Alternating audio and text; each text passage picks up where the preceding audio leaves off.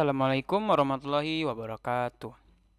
Perkenalkan, nama saya Adriana Syaban dengan NIM 23305110027. Pada kesempatan kali ini saya ingin mempresentasikan hasil laporan UAS Cloud Computing, yang dimana ini tuh adalah analisis dan implementasi cloud computing pada platform yang saya gunakan, yakni Microsoft Azure.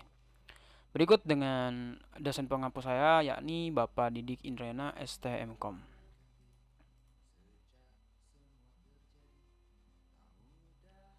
Berikut ini adalah kata pengantarnya. Puji dan syukur penulis panjatkan kehadirat Tuhan Yang Maha Esa, Allah Subhanahu wa taala. Kita langsung ke daftar isi ya, bagian 1, identifikasi platform cloud computing. Ya, 1.1 nama penyedia cloud computing. Platform yang saya gunakan untuk UAS cloud computing yang dianalisis dan dipraktikkan pada laporan ini adalah Microsoft Azure. Ya, ini salah satu penyedia layanan komputasi awan terbesar di dunia yang dikembangkan oleh Microsoft Corporation. Untuk tahun berdirinya sendiri itu, Microsoft Azure pertama kali diperkenalkan kepada publik pada tahun 2010 dengan nama Windows Azure. Nama tersebut kemudian resmi diganti menjadi Microsoft Azure pada tahun 2014 seiring dengan perluasan cakupan layanan yang tidak lagi terbatas pada ekosistem sistem operasi Windows semata, melainkan turut mendukung Linux, teknologi kontainer, serta berbagai bahasa pemrograman open source. Untuk perusahaan pengembangnya sendiri, Azure dikembangkan dan dioperasikan oleh Microsoft Corporation, perusahaan teknologi multinasional yang berkantor pusat di Redmond, Washington, Amerika Serikat. Microsoft memposisikan Azure sebagai tulang punggung strategi cloud first perusahaan, sehingga hampir seluruh produk perangkat lunak Microsoft mulai dari Microsoft 365 hingga GitHub memiliki keterkaitan erat dengan infrastruktur Azure. Terus untuk jenis layanan sendiri, Azure menawarkan layanan lintas model mencakup infrastruktur as a service IaaS, terus ada platform as a service PaaS, hingga software as a service SaaS ya. Dari sisi model deployment, Azure mendukung public cloud sebagai modal utamanya, serta menyediakan opsi private cloud melalui Azure Stack dan hybrid cloud melalui layanan Azure Arc. Dengan cakupan tersebut, Azure dapat digunakan secara fleksibel baik oleh individu, akademisi, pelaku usaha rintisan, maupun perusahaan berskala enterprise. Jenis akun yang digunakan sendiri, seluruh praktik pada laporan ini dilakukan menggunakan akun bertipe akademik atau student melalui program Azure for Student. Program tersebut memberikan saldo kredit gratis sebesar $100 Amerika Serikat yang berlaku selama 12 bulan, disertai akses ke puluhan layanan tingkat free tanpa membutuhkan verifikasi kartu kredit. Skema ini sangat sesuai digunakan oleh mahasiswa untuk keperluan pembelajaran, eksperimen, maupun pemenuhan tugas mata kuliah tanpa risiko tagihan yang tidak terduga. Ini benar-benar udah cocok banget buat UAS Cloud ini gitu ya. Kita langsung saja di pemahaman konsep cloud computing. Pengertiannya, cloud computing itu menurut definisi yang dirumuskan oleh National Institute of Standard and Technology (NIST), cloud computing adalah model yang memungkinkan akses jaringan sesuai permintaan on demand secara mudah dan luas terhadap kumpulan sumber daya komputasi yang dapat dikonfigurasi bersama, seperti jaringan, server, penyimpanan, aplikasi, dan layanan lainnya, serta dapat disediakan maupun dilepaskan kembali dengan usaha manajemen yang minimal. Ambers dan kawan-kawan, tadi itu Mel dan Grants ya, tahun 2011, dan untuk Ambers dan kawan-kawan 2010 turut menekankan bahwa esensi utama cloud computing terletak pada ilusi ketersediaan sumber daya komputasi yang tampak tidak terbatas bagi pengguna, dipadukan dengan skema pembayaran sesuai pemakaian pay as you go yang menghilangkan kebutuhan investasi perangkat keras besar di awal proyek. Dengan kata lain, cloud computing menggeser cara organisasi memperoleh sumber daya teknologi informasi dari kepemilikan aset fisik secara langsung menjadi penyewaan kapasitas virtual yang disediakan oleh pihak ketiga melalui jaringan internet, sehingga beban belanja modal capital expenditure dapat dialihkan menjadi belanja operational expenditure yang jauh amat lebih fleksibel. Nah, ini adalah alasan kenapa aku pilih platform Microsoft Azure. Jadi objek praktifnya itu selain ya program satu ya, ini ada benar-benar yang sangat amat bermanfaat gitu, program Azure for Student. Jadi ya, ini memberikan akses praktik nyata pada layanan production grade tanpa memerlukan kartu kredit satu.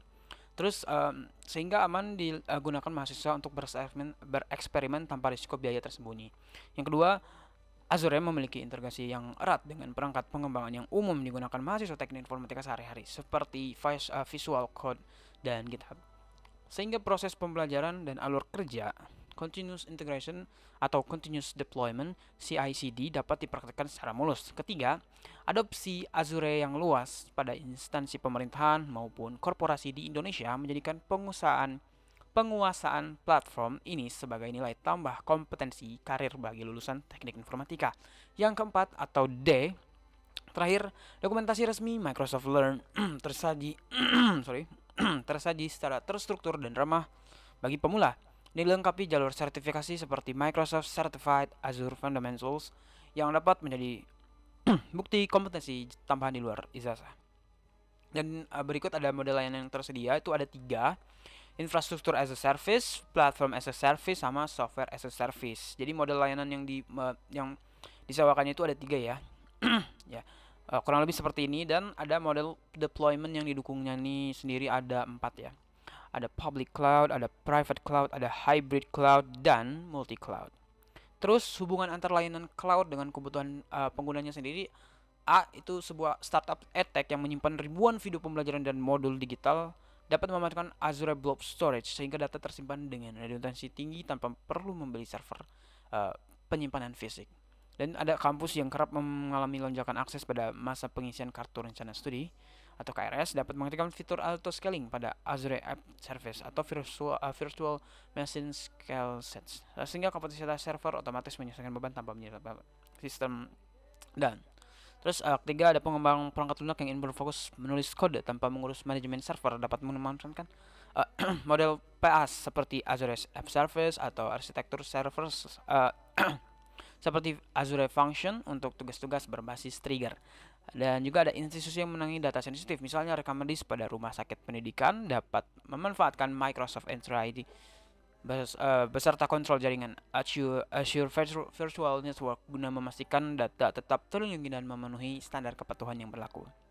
Untuk implementasi dan demonstrasi layanannya sendiri, itu praktik pada laporan ini berupa pembuatan layanan Azure Blob Storage, yaitu layanan penyimpanan berbasis objek yang umum digunakan untuk menyimpan data tidak terstruktur seperti dokumen, gambar, maupun berkas cadangan. Seluruh tahapan dilakukan secara langsung melalui Azure Portal menggunakan akun Azure for Student yang dimana gratis ya, dengan penamaan sumber daya yang dikostumisasi khusus untuk keperluan laporan ini. Untuk penyiapan akunnya sendiri, kita tahap awal dia dilakukan dengan mengakses portal resmi Microsoft Azure pada alamat portalazure.com. Kemudian masuk login menggunakan akun yang telah terdaftar pada program Azure for Student. Tapi juga bisa kalau misalnya kita login pakai akun Microsoft yang biasa. Nah udah itu nanti kita bakalan klaim Azure for Student-nya. Nah jadi Azure for Student-nya ini cara klaimnya bagaimana? Singkatnya, kita bisa menggunakan email apa saja. Akan tetapi pada saat pendaftaran nanti kita akan memasukkan akun school ya, student akun. Student akun tuh contoh kalau Umi itu umi.academic.id gitu ya. Seperti itu akunnya. Akun emailnya. Jadi nanti kita akan memasukkan akun itu dan nanti akan diverifikasi melalui email, kode verifikasi yang masuk ke email, dan nanti kita akan masukkan dan sudah terjadi sudah berhasil untuk membuat akun Azure for Student-nya. Kurang lebih seperti ini ya, menempelkan langganan subscription, ada sisa kreditnya juga, dan pembuatan storage account. Nah, kita langsung saja ke storage account. Jadi storage account-nya ini kita langsung klik create dan kita langsung memilih seperti ini ya.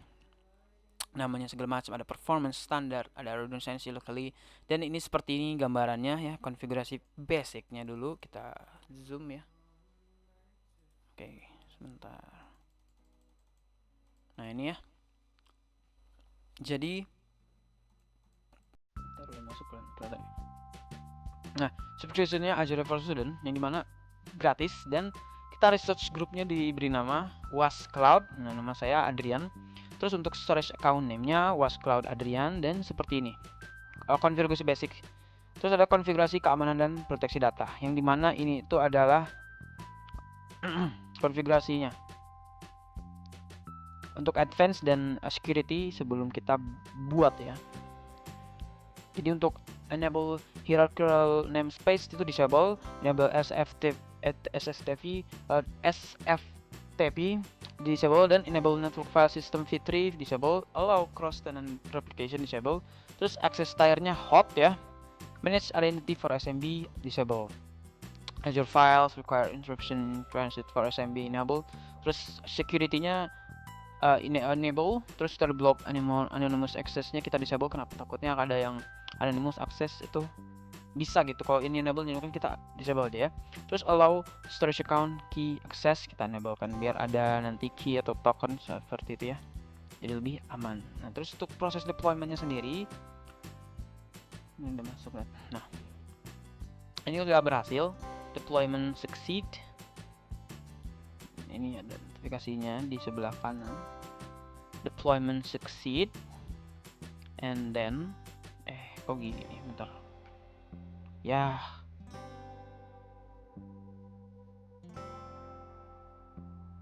Oke, ini deployment succeed. Dan ini kita buat kontainer nih. Ya, kita buat kontainer data WAS. Dan ini udah successfully created ya. Storage container kita. Jadi tadi kita di overview. Nah, kita di overview untuk melihat bahwasannya deployment succeed yang dimana ya udah berhasil kita bikin resource group WAS Cloud Drain ini. Nah, udah itu kita langsung buat kontainer dan pengaturan aksesnya nih, dimana pengaturan aksesnya sendiri itu private ya.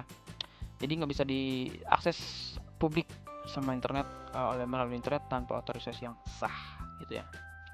Kita udah menambahkan kontainer data WAS yang dimana storage container ini kita akan isi dengan txt data WAS seperti ini. Kita masukin txt data WAS dan successfully uploaded blob seperti ini. Dan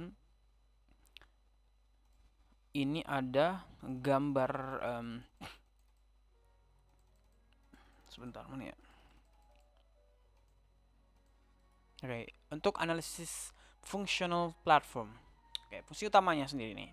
Ada Azure Virtual Machine menyediakan komputer virtual lengkap dengan sistem operasi yang dapat dikustomisasi sepenuhnya oleh pengguna, termasuk pemilihan distribusi Linux maupun Windows Server.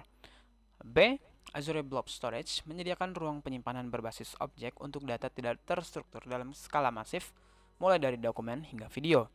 C. Azure Virtual Network (VNet) mengisolasi dan mengatur lalu lintas jaringan antar sumber daya cloud agar tidak tercampur dalam jaringan milik penyewa lain. D. Azure SQL Database menyediakan basis data relasional yang dikelola penuh oleh Microsoft, termasuk proses patching, backup, dan replikasi otomatis. E. Azure Function menjalankan potongan kode secara otomatis sebagai respon terhadap suatu peristiwa atau event tanpa event ya pakai T ya, tanpa perlu menyediakan atau mengelola server sama sekali, serverless computing. Terus cara kerjanya secara umum tuh untuk virtual machine bekerja dengan melakukan virtualisasi terhadap server fisik menggunakan hypervisor, sehingga satu server fisik dapat menjalankan banyak mesin virtual secara terisolasi satu sama lain. Untuk blob storage sendiri menyimpan data sebagai objek pada struktur flat di dalam sebuah kontainer tanpa memerlukan pengelolaan server penyimpanan secara manual. Setiap objek dapat diakses melalui URL unik menggunakan protokol HTTP atau REST API. Untuk virtual network membentuk jaringan pribadi virtual yang dapat pula dihubungkan dengan jaringan lokal melalui VPN gateway atau express route. Sementara network security group berfungsi sebagai firewall yang menyaring lalu lintas masuk dan keluar.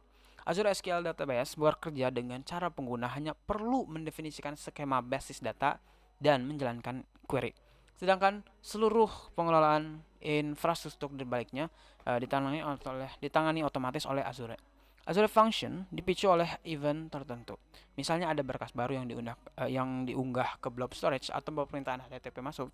Begitu dipicu, Azure akan menjalankan kode secara instan, lalu menghentikannya kembali setelah eksekusi selesai. Nah, kelebihan layanannya untuk virtual machines memberikan fleksibilitas penuh terhadap konfigurasi sistem operasi dan aplikasi, cocok untuk beban kerja lawas atau legacy yang menuntut kendali penuh di level administrator. Untuk blob storage menawarkan skalabilitas yang hampir tidak terbatas serta biaya yang sangat efisien untuk penyimpanan arsip jangka panjang dengan tingkat ketahanan data yang tinggi. Virtual network memberikan kontrol keamanan jaringan yang terperinci melalui network security group sehingga administrator dapat mengatur akses hingga tingkat port dan protokol tertentu. Azure SQL Database secara signifikan mengurangi beban administrasi basis data karena pengguna tidak perlu lagi memikirkan patching sistem operasi maupun jadwal backup manual. Terus ada Azure Function memberikan efisiensi biaya yang ekstrim karena tagihan dihitung per milidetik saat kode benar-benar dieksekusi. Sehingga biayanya menjadi nol karena ketika tidak ada aktivitas sama sekali gitu. Jadi kayak kita tuh di charge atau dimasukkan ke tagihan apabila benar-benar ada kode yang dieksekusi. Jadi kalau misalnya kita nggak ngapa-ngapain ya nggak ada biaya yang di charge ke kita gitu. Seperti itu ya. Dan ini untuk contoh implementasi di dunia nyata. Virtual machine dimanfaatkan untuk migrasi aplikasi Enterprise Resource Planning atau ERP versi lama yang masih memerlukan sistem operasi dan pustaka tertentu yang sudah tidak didukung pada lingkungan modern. Untuk kedua, blob storage dimanfaatkan untuk penyimpanan arsip dokumen digital pada instansi pemerintahan, termasuk backup data akademik pada lingkungan universitas yang seperti yang diperhatikan pada laporan ini ya. Seperti tadi data UAS ya. Dan ada C, virtual network dimanfaatkan untuk menghubungkan kantor cabang perusahaan dengan pusat data cloud secara aman menggunakan koneksi VPN site to site. Azure SQL Database dimanfaatkan sebagai penyimpanan data transaksi pada aplikasi e-commerce maupun sistem informasi akademik kampus yang memerlukan konsistensi data tingkat tinggi. Azure Function dimanfaatkan untuk membangun fungsi otomatis yang memproses pengecilan ukuran atau resize foto profil mahasiswa segera setelah berkas diunggah ke dalam sistem informasi akademik.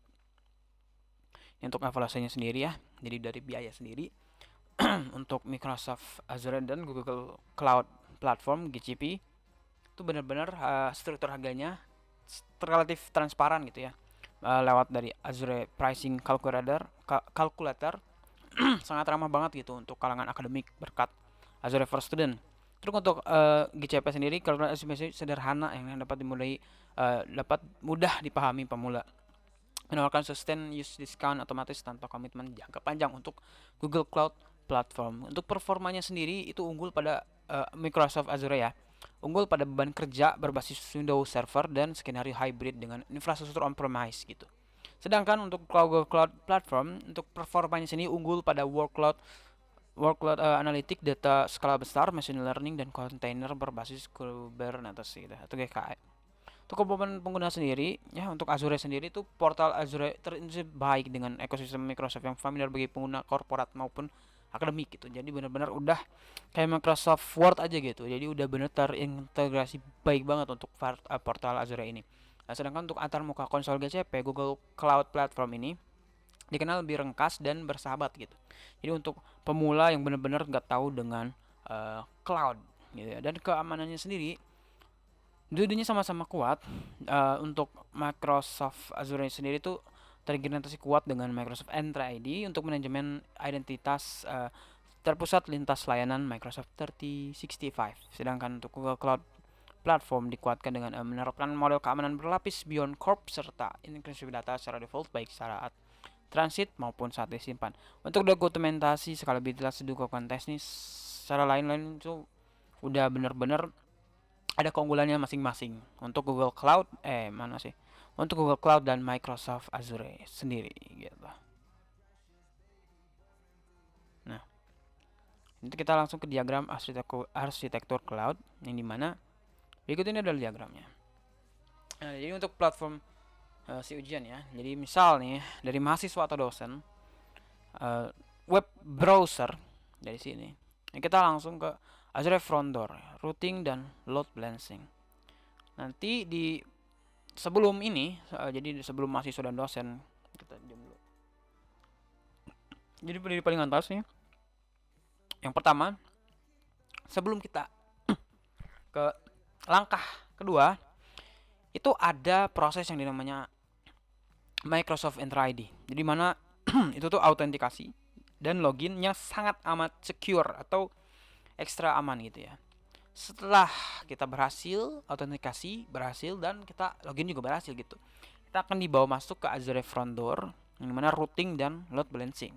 Setelah itu nanti kita akan ke Azure App Service Yang web app-nya tuh namanya si ujian ya. Terus ada Azure Function, atau grading dan notifikasi serverless. Dari sini kita bisa langsung ke Azure SQL Database yang dimana isinya tuh ada data soal, jawaban dan nilai mahasiswa. Terus yang kanan ada file soal, materi, lampiran jawaban seperti itu. Dan di sini Azure CDN distribusi aset statis ya untuk mempercepat akses front end dari seluruh wilayah kampus gitu. Jadi dari sini juga kita bisa ke Azure Monitor dan Log Analytics gitu. Jadi benar-benar udah lengkap sekali. Untuk layanan cloud yang digunakannya sebagai berikut gitu ya. Jadi udah saya jelaskan seperti tadi. Jadi Microsoft Entra ID itu digunakan untuk autentikasi login mahasiswa dan dosen secara terpusat dan aman. Kalau misalnya kita di UMI mungkin ya, kita satu UMI lah ya. Jadi kayak benar-benar satu UMI.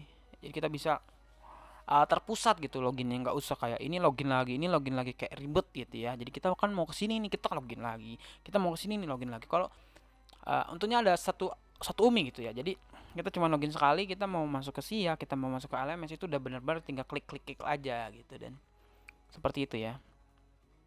Untuk alasan pemilihan layanannya sebagai berikut. Potensi risikonya, rekomendasi implementasi.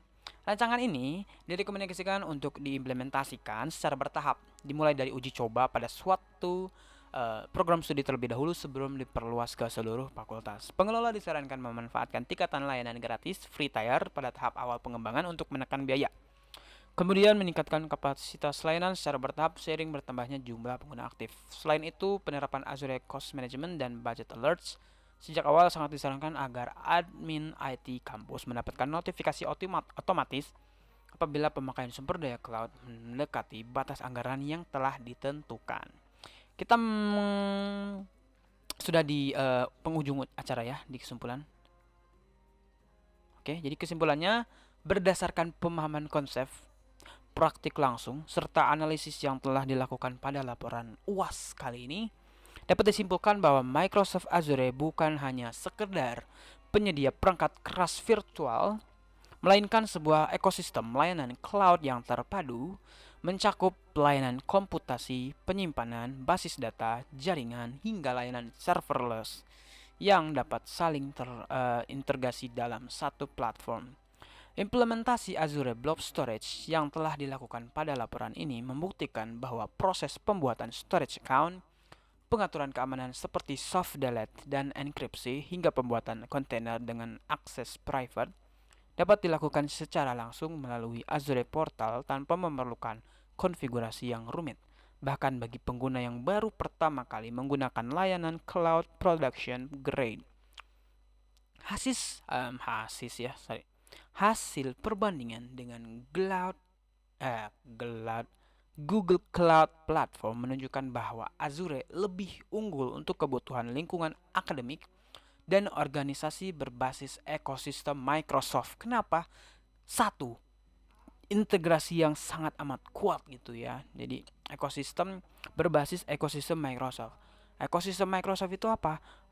365 gitu ya. Ada kayak Word, Excel, dan lain sebagainya. Untuk sementara Google Cloud Platform (GCP) tetap kompetitif pada ranah analitik data dan kecerdasan buatan.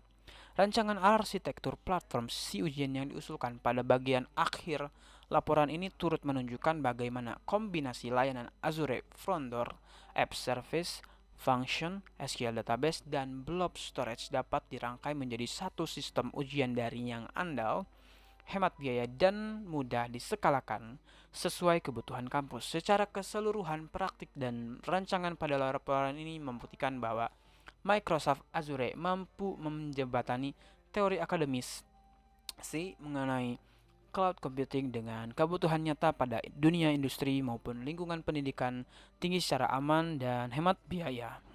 Ini ada daftar pustakanya, ada 1, 2, 3, 4, 5, ada 5. Oke, mungkin sekian dari saya. Terima kasih atas perhatiannya. Saya Adrian Syaban dengan NIM 2330511027. Saya undur diri. Wassalamualaikum warahmatullahi wabarakatuh.